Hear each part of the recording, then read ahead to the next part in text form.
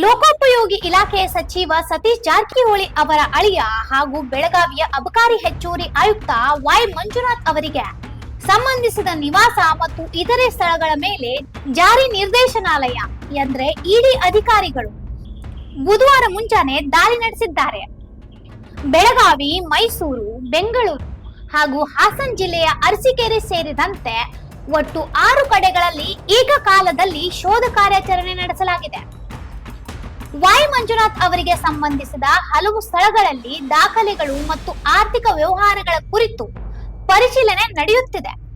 ಮೈಸೂರಿನಲ್ಲಿರುವ ಸ್ನೇಹಿತೆಯ ಮನೆ, ಬೆಂಗಳೂರಿನ ಅಪಾರ್ಟ್ಮೆಂಟ್, ಅರಸೀಕೆರೆಯಲ್ಲಿರುವ ಆಪ್ತರ ನಿವಾಸ ಹಾಗೂ ಐನಾಪುರ ಗ್ರಾಮದಲ್ಲಿರುವ ಸ್ನೇಹಿತನ ಮನೆಯ ಮೇಲೂ ಇಡಿ ಅಧಿಕಾರಿಗಳು ದಾಳಿ ನಡೆಸಿ ಮಹತ್ವದ ದಾಖಲೆಗಳನ್ನು ಪರಿಶೀಲಿಸುತ್ತಿದ್ದಾರೆ.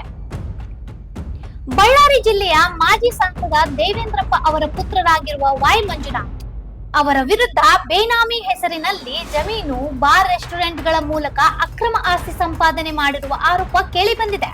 ಪ್ರಸ್ತುತ ಬೆಂಗಳೂರಿನಲ್ಲಿರುವ ಅಪಾರ್ಟ್ಮೆಂಟ್ನಲ್ಲಿ ಇಡಿ ಅಧಿಕಾರಿಗಳಿಂದ ದಾಖಲೆಗಳ ಪರಿಶೀಲನೆ ಮುಂದುವರೆದಿದ್ದು, ತನಿಖೆಯ ಬಳಿಕ ಹೆಚ್ಚಿನ ಮಾಹಿತಿ ಹೊರಬೀಳುವ ಸಾಧ್ಯತೆ ಇದೆ. ಈ ಕುರಿತು ಇಡಿ ಅಧಿಕಾರಿಗಳಿಂದ ಅಧಿಕೃತ ಮಾಹಿತಿ ಇನ್ನೂ ಪ್ರಕಟವಾಗಿಲ್ಲ. ತನಿಖೆ ಮುಂದುವರೆದಿದೆ.